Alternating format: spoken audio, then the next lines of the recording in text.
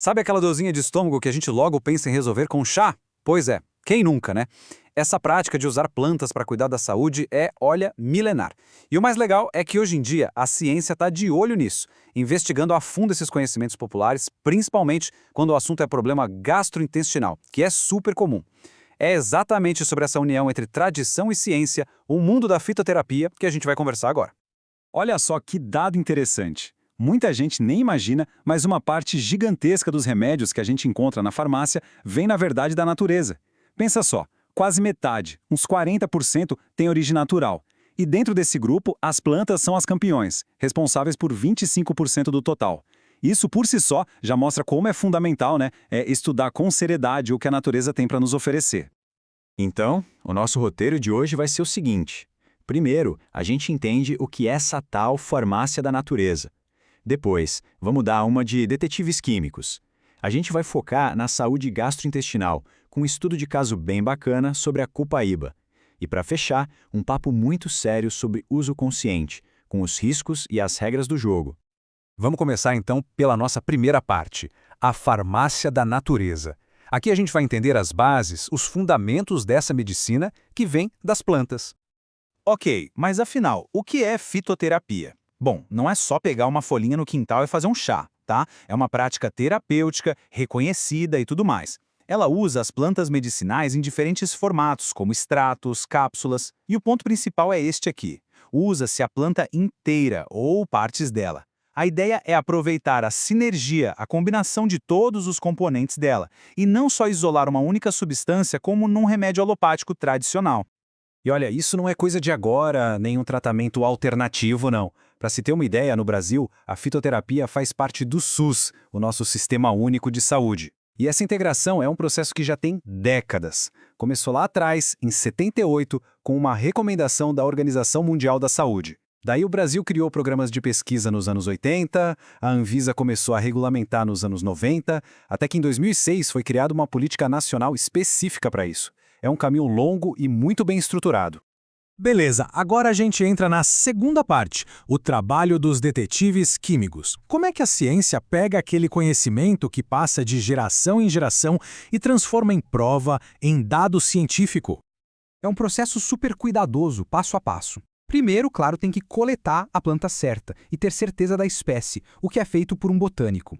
Depois, eles preparam um extrato bem concentrado. E aí vem a parte que parece mágica, mas é pura química, os testes. Eles pingam reagentes específicos nesse extrato e, dependendo do que acontece, se muda de cor, se forma um sólido no fundo, o tal do precipitado, eles conseguem identificar quais são os grupos de substâncias ativas presentes ali. Aqui, ó, um exemplo bem prático para a gente visualizar. Digamos que os cientistas queiram saber se a planta tem taninos. Taninos são aqueles compostos que dão aquela sensação de amarrar a boca, sabe? Eles têm ação cicatrizante, anti-inflamatória, enfim, o que eles fazem? Adicionam cloreto férrico no extrato da planta. Se a solução ficar com uma cor azul escura ou verde e formar um precipitado, bingo, encontraram taninos. É um teste super simples, muito visual e bem direto ao ponto. Bom, agora que a gente já entendeu a base, vamos afunilar o nosso foco. Vamos falar especificamente da saúde gastrointestinal, que, como a gente disse lá no começo, é uma área onde os fitoterápicos são super utilizados. E é uma área do nosso corpo onde existe um equilíbrio, assim, muito delicado. A saúde do nosso sistema digestivo é basicamente um jogo de equilíbrio. Dá para imaginar como um campo de batalha mesmo. De um lado tem os agressores, o próprio ácido do estômago, alguns remédios como anti-inflamatórios, a famosa bactéria H. pylori, estresse, álcool. Do outro lado, tem um exército de protetores, a barreira de muco que reveste o estômago, substâncias que ajudam na cicatrização, um bom fluxo de sangue na região, defesas antioxidantes. O problema todo começa quando os agressores estão ganhando a batalha e as defesas não dão mais conta do recado. E é exatamente nesse contexto que entra o nosso estudo de caso. Vamos falar da copaíba. Chegou a hora de ver como a ciência colocou à prova o que o conhecimento popular já dizia sobre essa planta. A estrela da nossa investigação científica é a Copaífera malmei. É um tipo de copaíba, um arbusto que é a cara do nosso cerrado. O que o pessoal da região, o conhecimento tradicional sempre disse, que o chá das folhas dela é ótimo para inflamação e para úlcera gástrica. E os pesquisadores foram lá e registraram esse saber popular.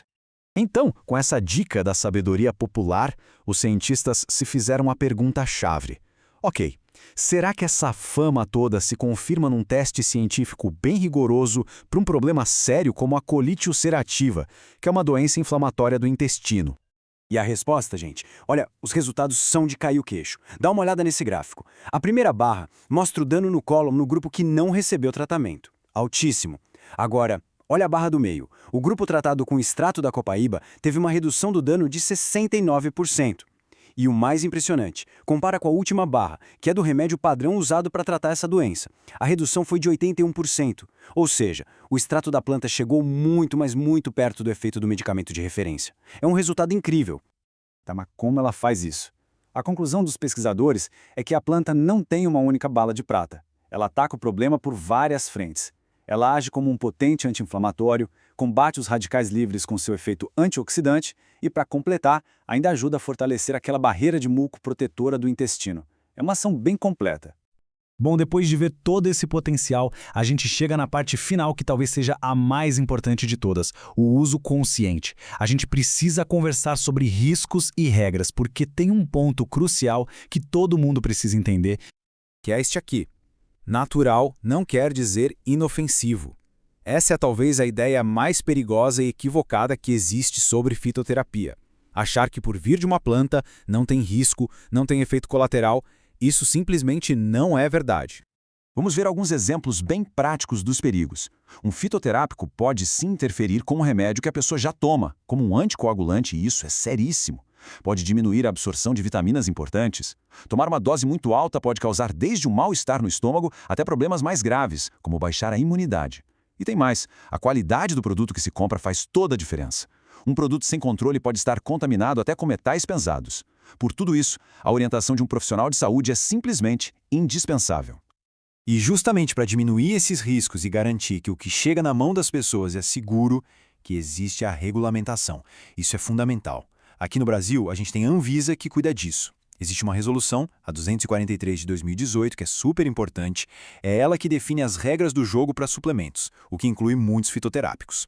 Ela diz o que pode, o que não pode, como tem que ser o rótulo, tudo para dar mais segurança para todo mundo. E para a gente fechar, fica aqui uma provocação para a gente pensar. A gente viu um exemplo claro de como a sabedoria popular, quando investigada com o rigor da ciência, pode abrir portas para novas terapias incríveis. Então, será que o futuro da saúde não está exatamente aí? Nessa ponte, nessa união entre a tradição e a ciência, pegando o melhor que cada uma tem a oferecer? Fica aí a reflexão. Muito obrigado pela companhia